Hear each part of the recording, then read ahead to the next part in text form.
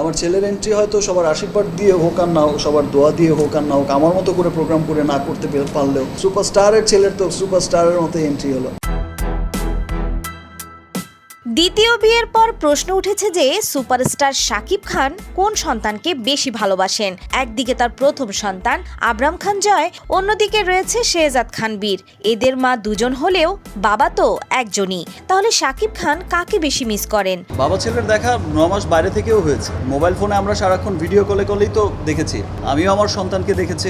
বুবলির ছেলে বীরের কথা প্রকাশ্যে আসার পর সবাই বলছেন এ কারণেই বড় ছেলে জয়কে দূরে রাখতেন শাকিব খান। প্রায়ই জয় বাবার জন্য মন খারাপ করে থাকে। মায়ের সাথে যেখানেই যাক না কেন বাবাকে সারাক্ষণ মিস করে জয়।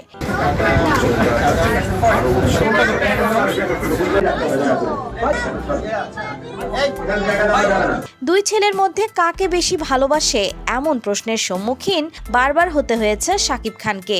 প্রতিবারই শাকিব বলেন, জয় এবং বীর দুজনই আমার কলিজার টুকরা, দুজনই আমার সন্তান। আমি তাদের দুজনকেই সমানভাবে ভালোবাসি। ছেলেদের উচ্চশিক্ষায় বড় করতে চান তিনি।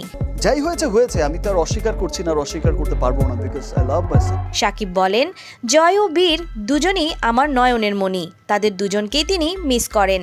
কেউ যেন কোনো অংশে ঠকে না যায় সেদিকে সব সময় খেয়াল রাখবেন। দুই ছেলে তো সব সময় আমার সাথেই আছে।